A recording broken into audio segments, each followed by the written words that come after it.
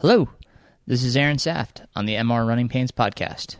With 30 years of running experience and 20 years of coaching, I thought it time to share with you things I've learned and people I've met so that you can try things for yourself and see if they help your running.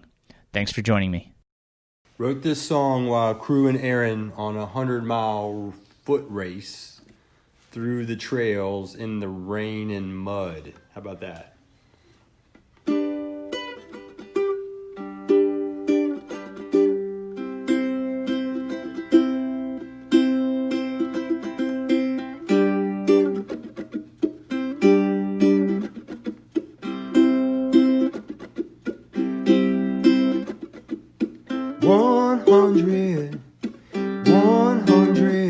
Miles to go.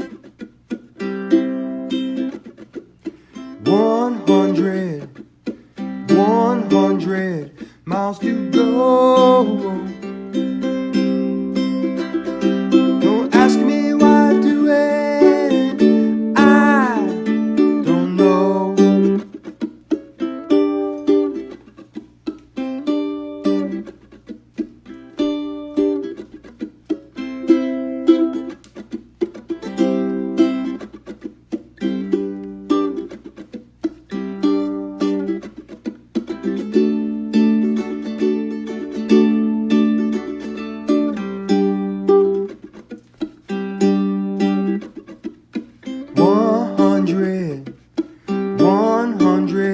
Miles by foot.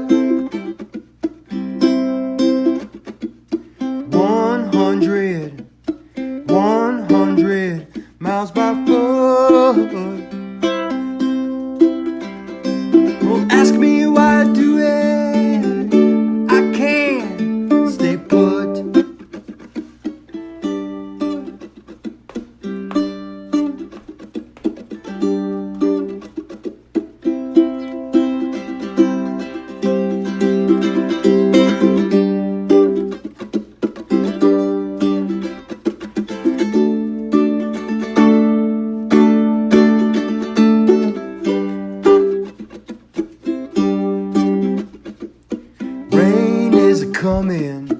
Rain is a coming, can't give a fit.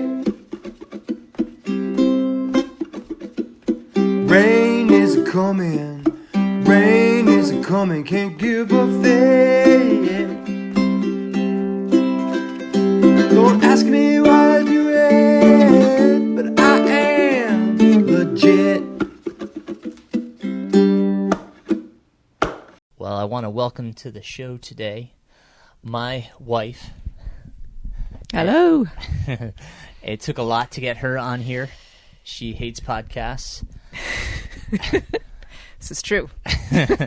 And she's doing it for no other reason than because of me. So I want to thank her immensely for being on here. My wife is, in her professional life, she is a family physician, an osteopathic doctor. But today on the show, she is a runner and a mother. And that's what we're going to talk about, being a mother runner. That sounds wrong somehow. On multiple levels. All right. So, my wife has been married to me for 18 years. And we've been together for almost 23. It'll be 23 years this month. This is true. So, amazing feat in and of itself, aside from all the running she's done. But when did you start running? I started running in 6th grade. In 6th grade. Mm-hmm. Awesome. Wanted to sooner, but my dad wouldn't let me until 6th grade. Okay. And now, was there organized running in 6th grade? Yeah. There was organized running. And so Dad didn't let you because there was no organized running, or just because he felt that you were too young? He didn't want me out on the roads. He didn't want you out on the roads. Okay. What about, was trail running even a thing? No. No, not really. Was College Woods there? Yeah, but that wasn't anywhere near my house at the time. So just to give everybody a little background, why don't you tell everybody where you grew up? So I grew up in New Hampshire, right by the University of New Hampshire. We did have trails all over the area, but didn't know they existed because my parents weren't trail runners. Right. So My dad ran track just to stay in shape for baseball, so he'd do his 2-mile runs pretty regularly from the house just to stay in shape. And I always wanted to go with him, and he'd say no. Because there's too many cars. And there might be like one car that comes down that road a month. But that was too many. So currently we are sitting in Beth's family's lake house and enjoying our vacation. It's August 12th, I believe, Wednesday, August 12th. So this podcast will come out tomorrow, August 13th. It's been beautiful up here. We got to share a run together today for the first time in probably over a month. Yeah, it's nice when you're out of shape and I can keep up. We really had a beautiful it's not true. Run. He slows down for me anytime. We had a great run today, and I felt good. That's like last week's podcast, I was saying how I still wasn't there, but I went running with our son up here on the trails. We are just north of where Beth grew up, kind of near Winnipesaukee, that area of New Hampshire. Mm-hmm. And Keegan and I went running on the trails together, and he kicked my tail. It was, but it's great to be running again and to feel healthy. I'm still doing my PT, but back to what you were saying. Your dad went out running. Was that what kind of, you and I both, we came from households where our parents were probably high school athletes. Your father played mm-hmm. college baseball and has always been active, but never really was a runner. Your mom got into running late in life? My mom got into running when I started running in college. In college? Yeah, she was a swimmer her whole life. So, I mean, neither of us really had that, like, runner per se in the household. You saw your dad go out for some fitness runs. Is that right. what really got you interested in it, or was there something else? I can't remember ever not loving running. So, since the moment I was on a soccer field and figured out I could run, I've always wanted to run. Gotcha. And what was that picture like to you? What did you envision running being when you were young? Beating people. and to be honest, it was really fun. We're not competitive in our household at all. It was really fun catching the fastest kid in school. So you envision it as competition? Yeah. Yeah. Okay. Now, Beth grew up in New England, which obviously that, first question goes to, like, was the Boston Marathon ever in the picture at that young age? Did you ever see the Boston Marathon or know what the Boston Marathon was? Was that ever in the picture that... Everyone knew about and watched the Boston Marathon because it was Patriots Day and we had the day off from school. Gotcha. Yeah. Was that like something that you envisioned as part of your running career? Was someday running Boston? It was never top on my mind. I like the faster stuff. Okay. Yeah. Gotcha. But it was something I always wanted to see in person. Okay. So you said you began running in 6th grade. And was that cross country? Yeah, cross country. Cross country. Okay. In Keds. Excuse me. In Keds. the professional choice of running shoes in 6th grade. Not recommended. How many blisters did you have?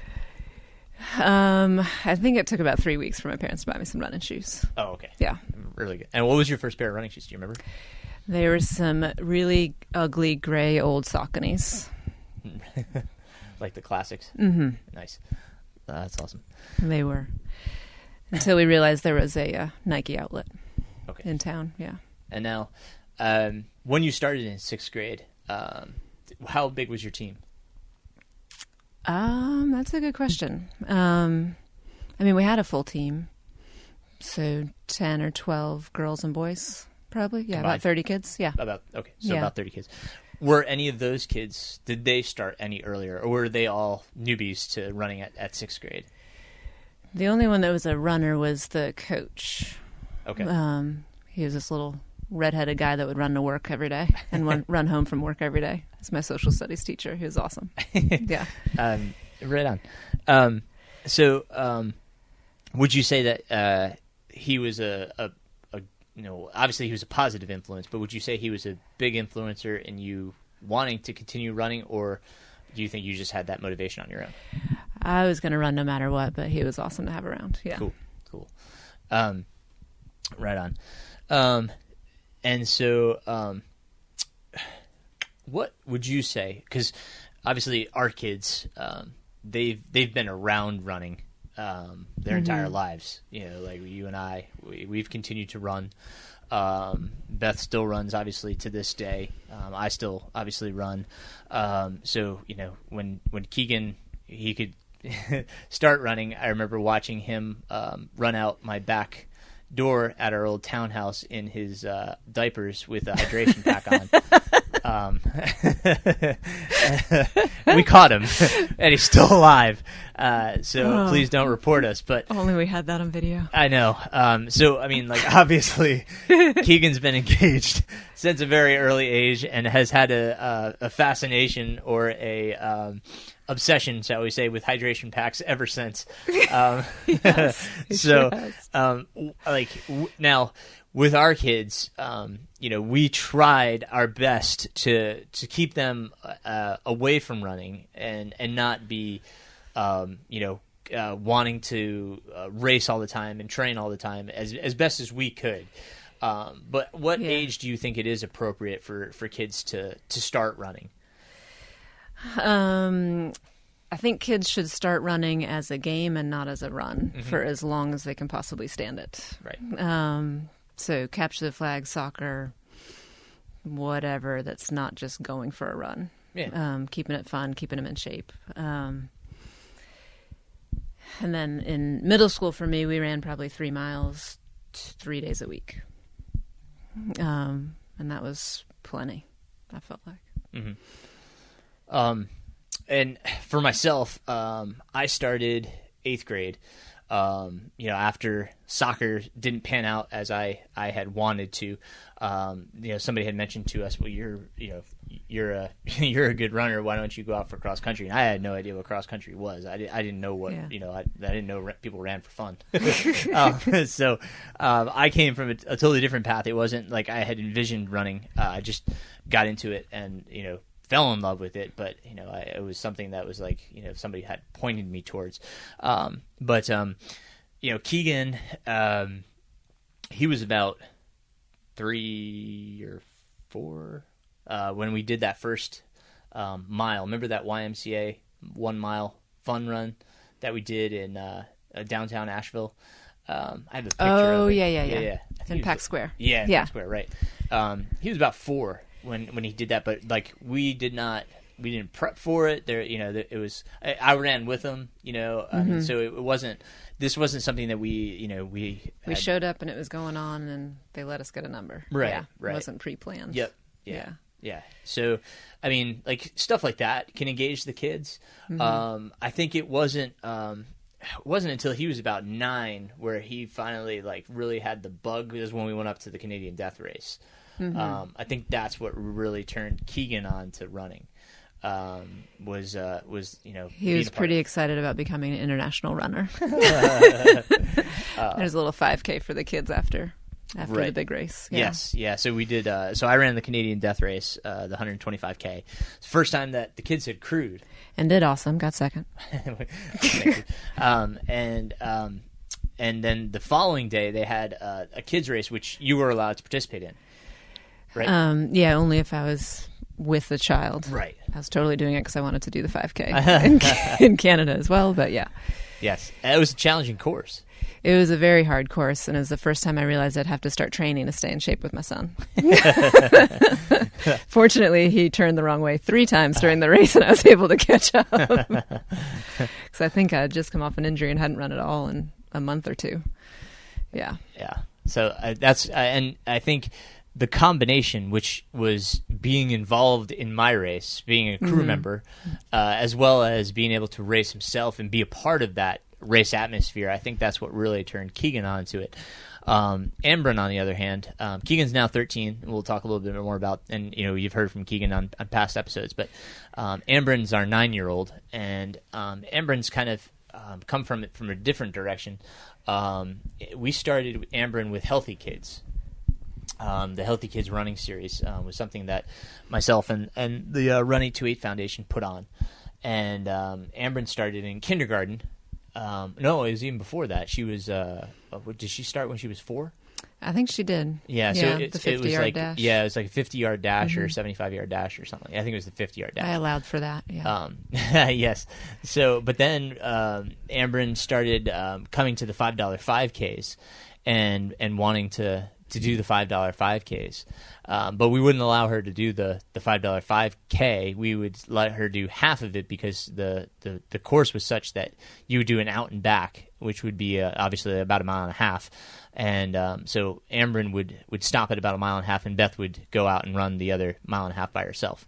But then as she got older, I would say probably around like age 7 or 8 was probably 8 was her first 5K.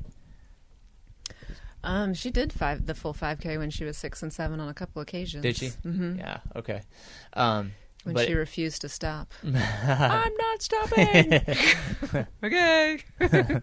So it's, and you don't want to discourage a child, from trying something and accomplishing it if this, but at the same time, again, just like with Keegan, we didn't have her go out and run. Right. She would just do the $5 5K, and we worked on pacing if she felt like it. Right. Yeah. Yep. And she goes out and rides her bike more. If we go for a run, that's how she engages more often is riding her bike with us. Every once in a while she'll run with us, or we'll do like a little 1 mile run or something like that. But even at 9, we don't try to push her into it. She can do run club this year at school.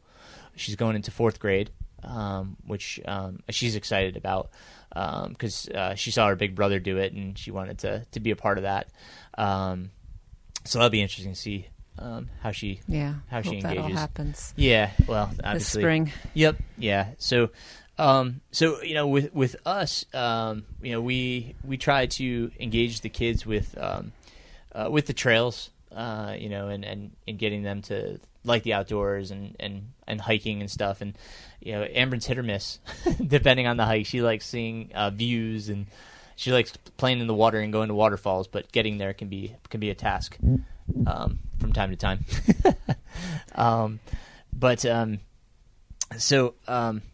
Let's see. Let's go back to your middle school. Now, you said in 6th grade you basically did 3 miles 2 or 3 times a week. Yeah. We had practice 3 days a week or a meet. Yeah, so if we had a meet, we had only 2 practices during the week. Was that all through middle school? Mm-hmm. Even as 8th grade? Mm-hmm. Yeah. Wow. Okay. Yep. Even through 8th grade. I don't think I ever ran more than maybe 5 miles a couple times in 8th grade. Did you guys do any workouts? Yeah, we would do different our middle school and high school didn't have a track, so we would do different fartleks on the soccer field. We would sometimes run to the university track, which was just over a mile away. So then we'd do a little 1 mile workout and come back. And that was the extent of it through middle school. Yeah. Yeah. So a lot of times when we talk about youth, we try to put a kind of a weekly mileage cap, if you will. And I always said a good rule of thumb is that you do 1 mile per year of age or grade. In your case, you were doing about 6 miles a week in 6th grade. Mm-hmm. So, and then Keegan's gotten a bit older here. He's going into 8th grade. We're probably looking at somewhere between, like, when he's in training, probably 15 to 20 miles a week, and trying to keep it. I think it didn't go perfect for Keegan, right? So right. In 6th grade, he did awesome. He showed up and was faster than everybody but one kid who was an 8th grader and had been training for a long time. Mm-hmm. So they just put him in training with him, and Keegan I'd tried to keep from running too much, so he probably had run 4 miles twice in his life, and then he was fast and could do it, so he was running 8 miles at practice that first week of cross country. Right. And then come 7th grade, he got injured. Yeah, right. So, well, that wasn't 7th grade cross country. 7th grade cross country, he was injured. Well, at the end, he had a really long season. We tried to prolong the season with Foot Lockers. I think he just was training for too long. So yeah, we do have to be careful. Even though they want to do various things, sometimes it may not be in their best interest. And we have to remember that as well. Just because they can do it doesn't mean they should be before they're ready. Right. So yeah, the main concern with our kids is that there's potentially really big shoes to fill, and yes, we are very competitive, and they're going to be competitive too. So Keegan will go out for a 4-mile run and be like, oh, Dad did 40. I'll go do 10. and he would if we would let him. So we got to rein that back for a while. But we also do let him do like some bigger adventures. Like when I was training for UTMB, he did that Mount Mitchell run with me, which was supposed to be shorter, but I goofed somehow and took us the wrong direction and added on about 2.5 miles and another 1,500 feet of gain. But rock climbing with ropes and everything. Yes, so and those of you that know Big Tom that goes up to the Crest Trail, we ended up going up Big Tom, and so going up Big Tom with my 12-year-old, that was exciting, and he thought it was amazing. He thought it was the coolest thing ever, because we had been wanting to run from the Black Mountain Campground up to Mount Mitchell for a long time, and so we decided that last year, it was time. I was in the midst of a long run, and he finished it up with me, and it was really cool. So, we get to do some cool things together, which is great to share that, and get them engaged in that way. He thought, and we've kind of talked about it in the past, he thought UTMB was probably the coolest thing to him because he saw so many of his heroes and people that he watches on YouTube.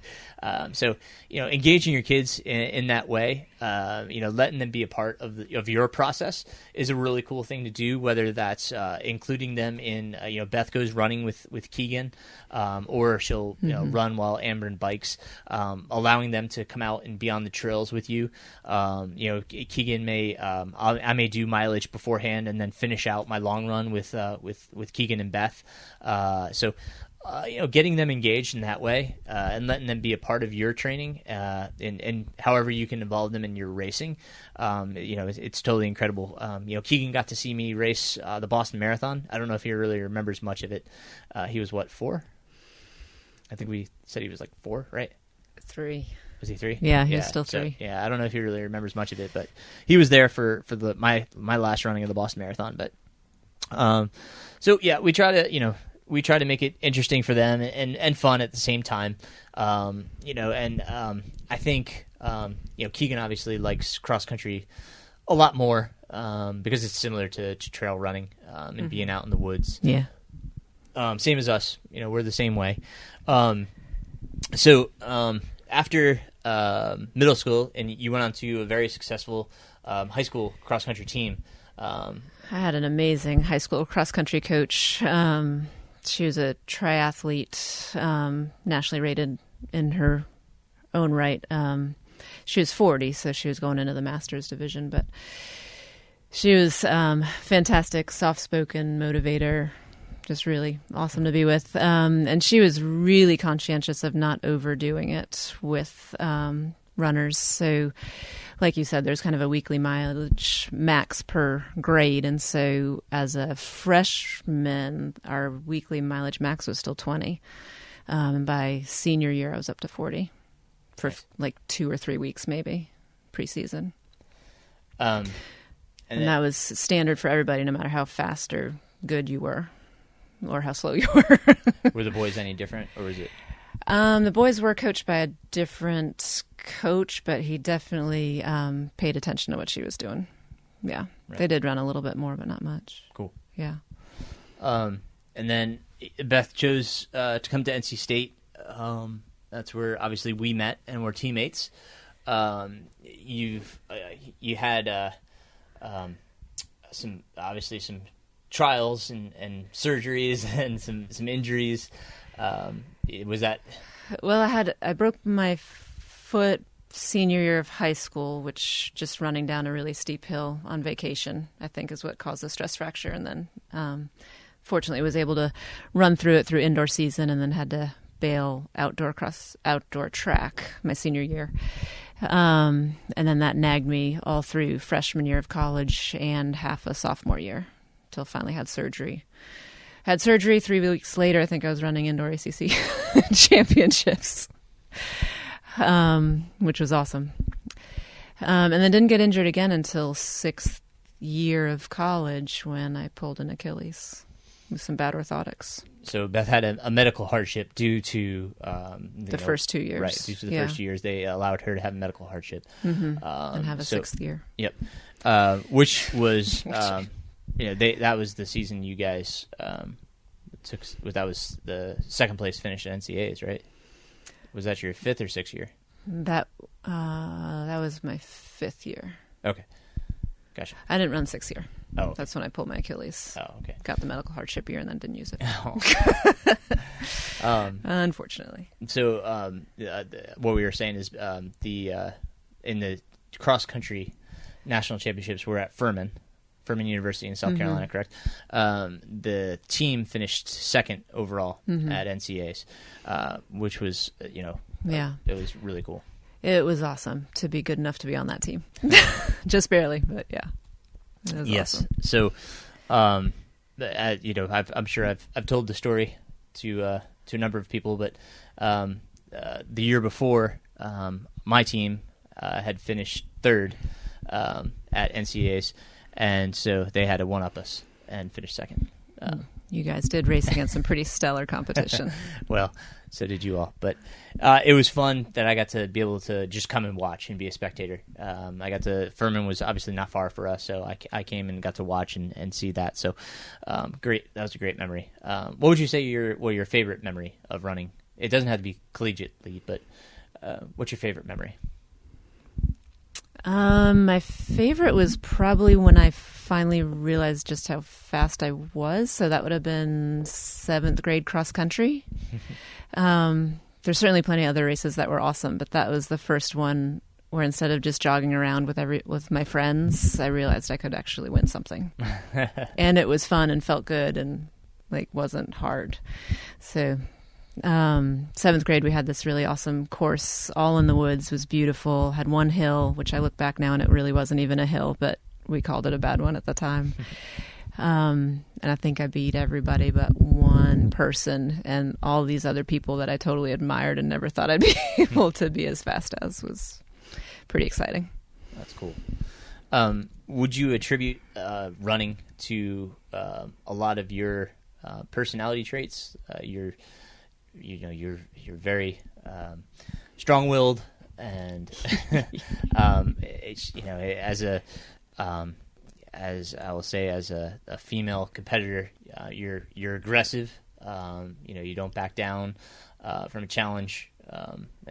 Would you say a lot of that comes from that, or do you think that comes from your upbringing? I have no idea. I can't separate the two, I don't think. I don't know. Running gives me an amazing just peace and fluidity, and just makes everything else seem easier. Nice. And running feels just as easy on a good day. I haven't had those good days in a long time, but. Do you think it helped build confidence? Definitely. Yeah. Definitely build confidence. Yeah. Right. Now, is that just instilled because of the competition and success, or do you think it was the way your coaches help portray you and what was going on with running and in general, or how do you think that came about? I think my high school coach was amazing at helping me understand how good you can be one day and how on a bad day the team still matters, and kept things focused. There's certainly, as a freshman, being the fastest runner on the team made everyone else not like you. So you had to learn how to tread those waters very carefully. And I think the coach did a great job of that. So, for example, she wouldn't run me in the varsity race just so the other kids wouldn't know I was faster. When there's freshman races, she put me in that to give the juniors and seniors a chance to win the races and not let me on until the end of the season. So I had no idea that I was running faster than my teammates. My mother did and my coach did, and I had no idea until states that I was supposed to beat them. And so she just had an amazing way of keeping the team together, and nice. Always showing the importance of everyone else you're around. Yeah. Oh, that's great. I think it's awesome to have that kind of role model. Yeah, and, it's definitely a lesson as a freshman that you need to learn. Right. Yep. Well, doesn't come naturally. Just having another female kind of leader figure, if you will, that's I think vital. It's tough when you look into a lot of high school programs, even. When at that age, that's such an influential age. If you've got a male in that role, it almost feels like they're not going to fulfill all the needs of what a female athlete needs. When I coached, high school, that was very difficult. I was the only coach, and in cross country, we'll say, track we did have a female, but even my distance runners, they came to me. And, there's definitely a difference when a guy tells you can do something versus when a woman that's done it tells you can do something. Or if there's other things going on with the female body at that age. Yeah, there is that too. When I tried to explain that got a little bit awkward. I was like, so coming from me, I said, maybe this is a conversation we have with your parents. Yeah. But I mean, that's something that, a female coach can do much better, and have that relatability. And that's just to say that, parents out there, it's great to have a great coach that knows what they're doing training wise, but it's also good to have another role model for them in their lives. Not necessarily the coach, but like somebody that they can look to if they're so interested in running, that they can go to and ask questions for. I have a lot of young men that are Keegan's age that are asking me questions and asking for training and stuff like that because they relate to me, and actually there are a few females that want to training wise, but so far as role models go, it would be good to have, that as well. And we had several Olympians come in, and by no means do they have to come to practice every day, but we had Kathy O'Brien, who is a 1980s Olympic marathoner, and she would come on Wednesdays for our moderate long runs and run with us, and that was just an awesome role model because she was this little itty bitty thing. I don't think she was 5 feet tall, maybe, and was amazing and looked like someone that would never be broken. And then she talked about how she'd been through injuries and come back. And Linda Jennings, I think. We had spaghetti dinners with her twice. Never did run with her, but just meeting him twice to talk to him was amazing. Mm-hmm. So if you are a male coach coaching female athletes, if you can bring a guest speaker, and even just 2 times during the whole season is plenty to really just give them that motivation they need. Yeah. No, the more opportunities they have to see other females who have had success and how they've had success and able to ask questions of those, I think that's vital for any athlete. Myself, I got to talk to Frank Shorter, Billy Mills, like these guys, like they're just legends. And I mean, Frank Giannino, I mean, Frank did his Forrest own thing. Gump. We just had my podcast with him. Yeah, Forrest Gump. Meeting these people, you kind of, you get starstruck at first because you know what they've done, but then you learn that they're real people, and you learn their stories and what they've gone through. And I mean, reading Frank Shorter's story after meeting him, you don't know they go through all of these things because they don't tell you some of the bad things that they've gone through. That a lot of their successes and their stories, but when you see some of their trials, tribulations, and successes and failures, it's amazing when you get to touch on that too. That's what's great about our kids. They've seen me at highs and they've seen me at some really low lows. And they understand. They understand that not every day is going to be a success. They know for sure that if I line up, I'm going to try to make it to the finish line. But there are days where I just can't make it, and they understand that. They understand the difference between, giving up because of potential injury, or giving up because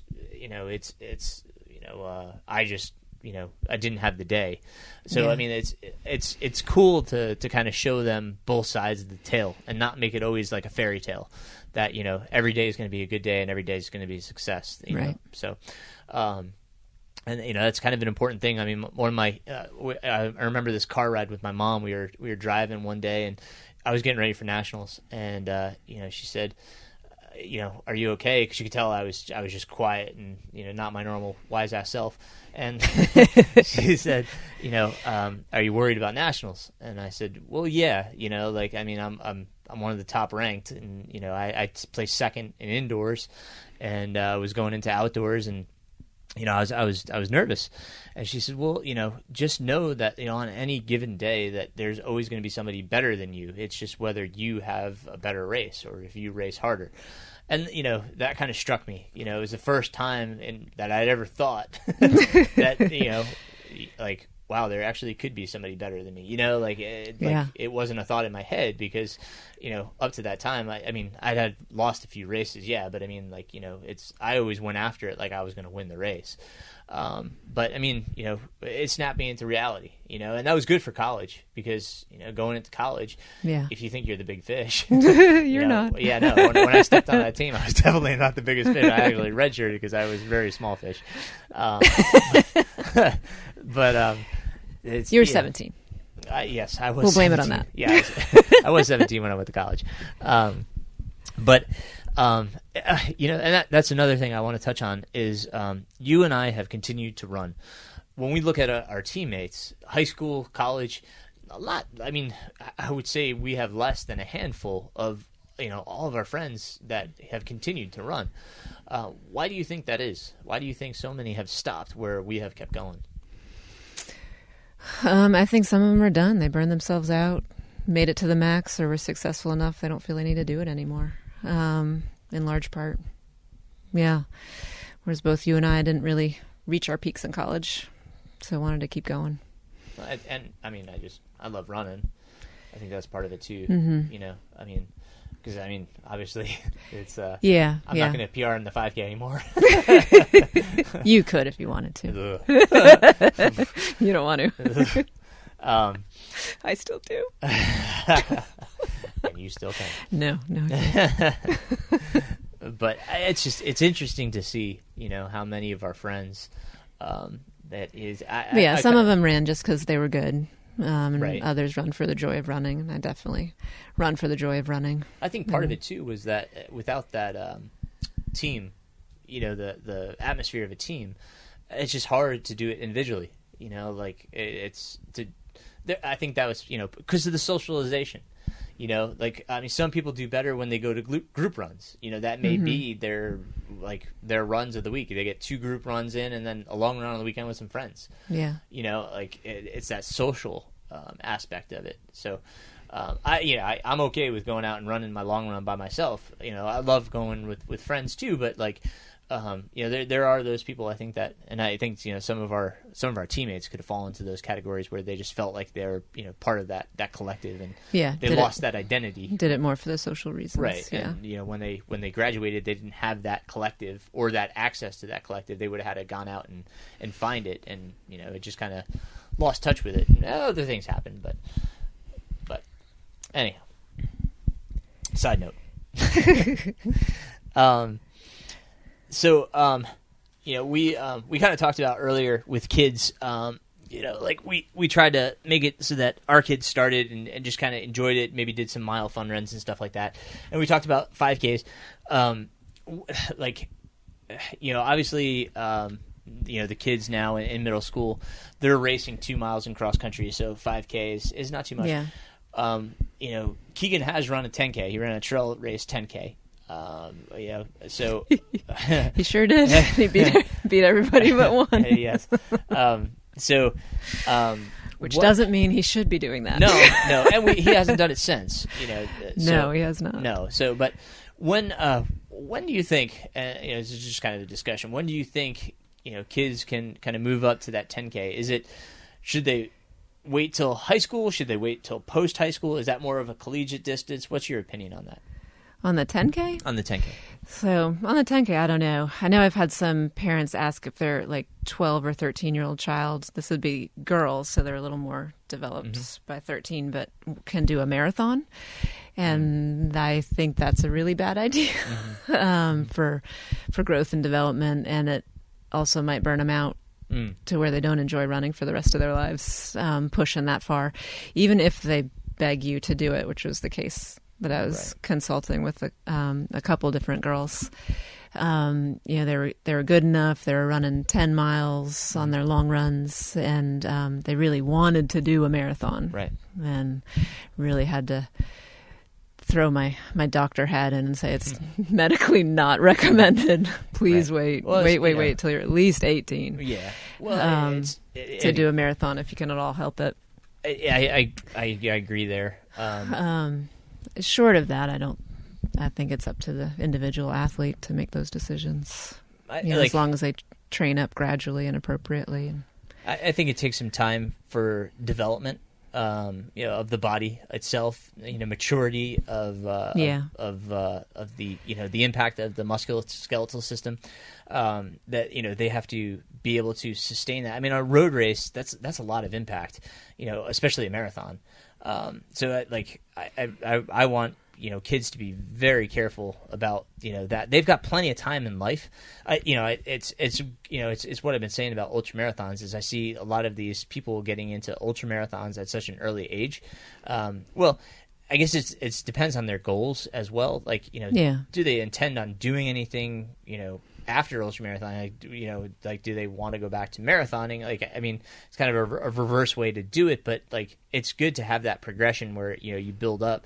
When I graduated from college, I did one marathon, and that's where Runningpains actually comes from. I don't know if I've ever actually told that story. Beth was present for it. I ran the Vermont City Marathon, and at mile 18, I started cramping up really badly, and by the early 20s, I was having severe seizures in my legs where they were... It was ugly. Yeah. So I have no idea how you kept going. I finished in 2:45. No earthly idea how you finished that. And qualified for Boston. I was standing there with your mother freaking out that you weren't coming through when you were supposed to, and then saw you and freaked out even more how terrible you looked. You had a complete peg leg. and ran right past us and kept going and finished the thing faster than thousands of people. I got 15th, I believe. Yeah. And it was funny because then afterwards I had to create an email account because I didn't have my college account anymore. Yeah. And that's where Runningpains came from. It was runningpains@hotmail.com. So you ran 8 miles on one leg. I'm now runningpains@gmail.com, but that's where Runningpains came from. The MR is another story. I'll tell that some other time. But but I agree with you. I think that kids are trying to accomplish distances a little too early, but I understand the lore of it. It's a challenge that's out there, but I think we need to be careful with how mature is the body. Is the body mature enough to cope with the stresses that come along with doing those distances? And with the training that leads up to those distances. Yeah, and the distance itself. I mean, the marathon is it's tough for any. For any even adult. So just be cognizant of that. Your son or daughter may want to accomplish something at an earlier age, but go through the shorter distances first and see how they react to it, how they recover from it, how they feel afterwards. History of injury. That's another big thing. Obviously we talked about earlier with Keegan, our concerns there, with making him train for so long. And we also, we allowed him to use spikes this past year. And, I'm not sure his foot was strong enough to accommodate the racing that he did in spikes. So end of 8th grade when I got my first pair of spikes, I remember. So, and he was, obviously, 7th grade. So, I think we put a little too much stress on the foot itself without it being strong enough to do so. He's always had a little bit of a weaker ankle as well. So, we've been trying to remedy that. He's been doing speed and agility school and learning how to strength train and do drills and run properly. So, we're trying totally loves it because it's making his biceps bigger. We get to catch him flexing in the mirror. It's pretty funny. It's awesome. It's great to see.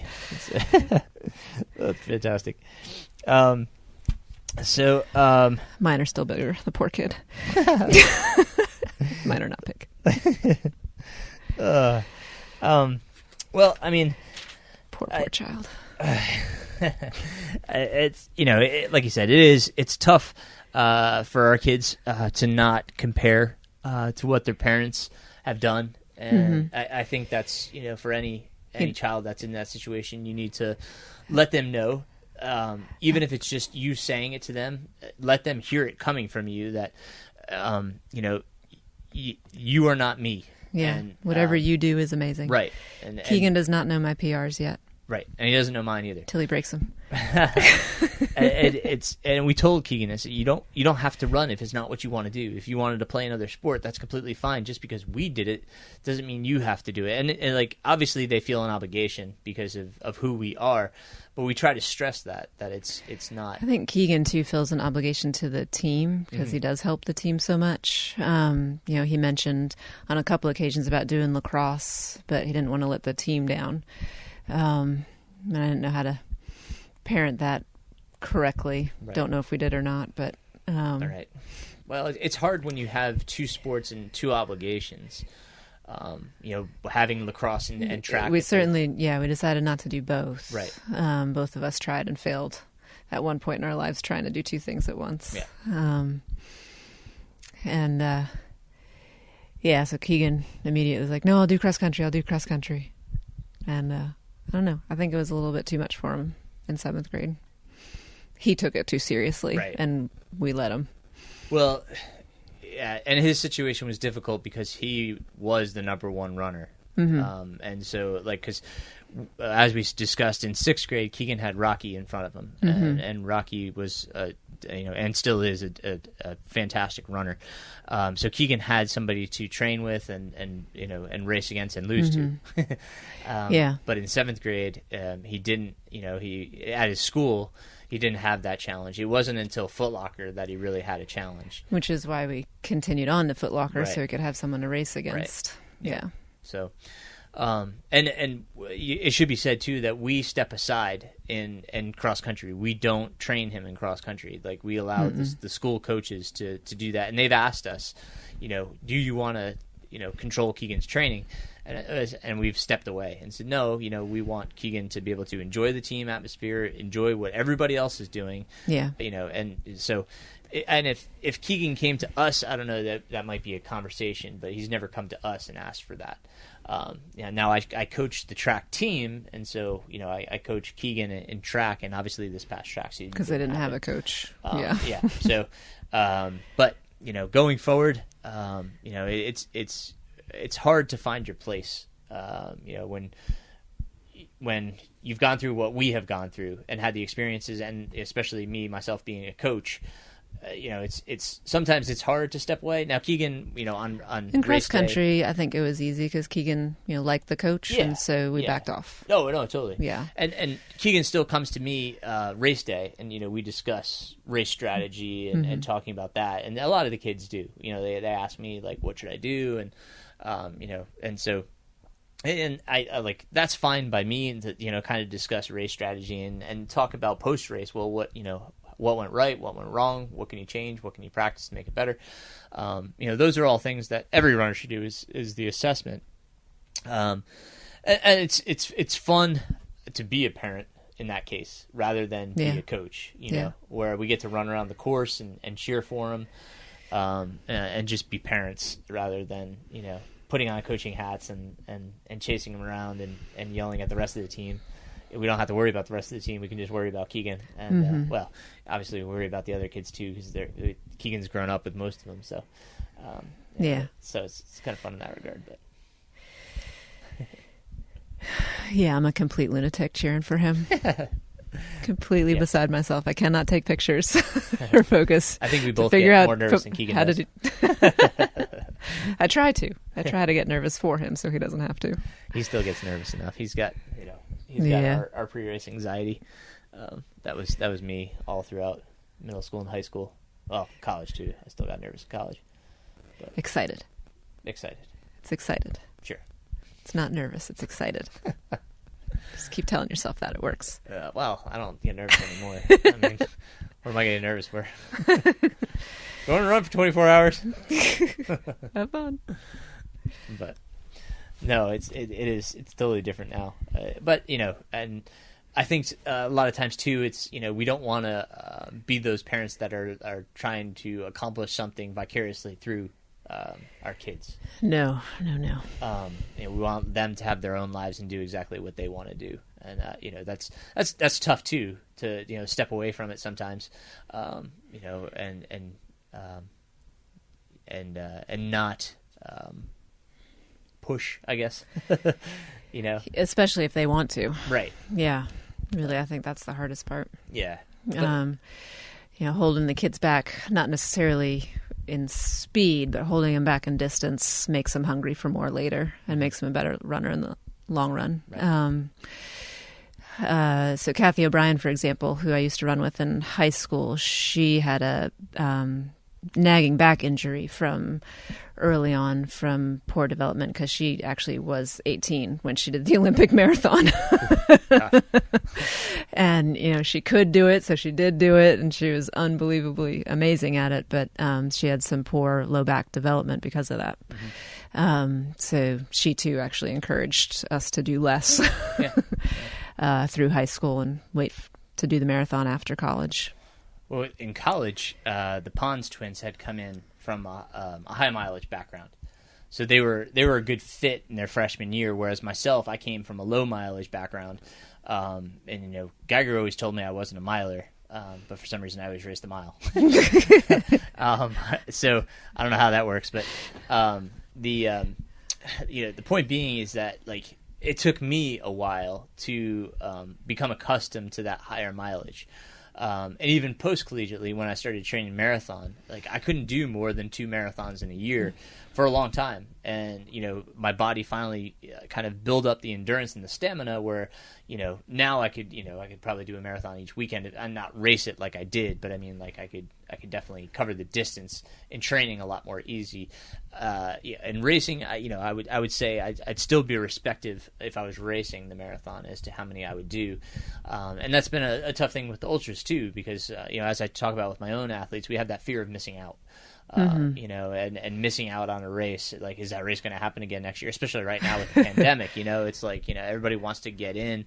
Whereas we need to be smart about how much are we putting into a year, before the body fatigues and you just start feeling tired. Well, and what your goals are too. Are your goals to just do all these really cool races and not do well, or is your goal to try and do really well? Right. Yeah. So, next year I've really pared back what I'm doing. I've got one race before Cocodona 250. It's 100K, and then we'll see. Hopefully, fingers crossed for Hard Rock. I mean, that would be a heck of a year. But if I do get into Hard Rock off the wait list, it'll probably be the end of my year. Yeah, it'll be an early end of my year. And I'm good. But I will be smiling if I get to kiss the rock.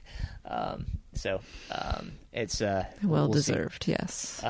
But all to say is that no matter what the age, we have to be pragmatic. We have to be smart about how we are programming racing, how much racing we're doing. As we talked about earlier with Foot Lockers, we felt like we pushed Keegan for too long, for too hard for too long, and it's we have to remember their age. And their development and what we want for them in the future, not what we just want for them for that season. So that's a hard thing, especially especially when they want to. Yeah, and seeing the big picture. That's the big thing. We have to see the big picture, and that can be hard to remind ourselves. Mm-hmm. But any last words of advice? Not that I haven't stated already. I don't think. Okay. Well, I want to thank you again for taking your time out of your busy vacation. You are welcome. And suffering through this hour. I've told my husband many times I do not like public speaking. I dropped out of that class twice in college. Oh, you did great. I appreciate it. I love you, and but I love you too. We're gonna enjoy the rest of our vacation here, and we'll be back down in North Carolina this weekend. Thank you guys for listening. You can always reach out to me, runningpains@gmail.com. I appreciate you guys that have picked me up on Strava and started following me on Strava. Always ask me questions there. I'm going to start getting back to my aerobic base now, and just kind of start working my way through training again. And we'll talk more about that. Facebook, MR Running Pains Coaching is my Facebook page. Always reach me through there. I'm on Instagram at MR Running Pains, and YouTube channel, Aaron Saft. I'm going to be posting 2 new videos this week. Keegan and I are working on a stretching routine, just a real simple stretching routine to be done after your run, and some plyometric hill drills that can make you stronger and hopefully reduce injury that I've learned through the Lydiard training. So I'll be posting those this week. Anything else, visit my website if you want to reach out to me about coaching. Information's on my website. I also have my sign up for my newsletter. All the old podcasts are archived there, as well as all my old newsletters. You can sign up for the newsletter on the website, mrrunningpains.com. So until next time, thank you again, guys, and appreciate your time. Don't forget to subscribe to the podcast and leave a review if you would. All right, guys, take care.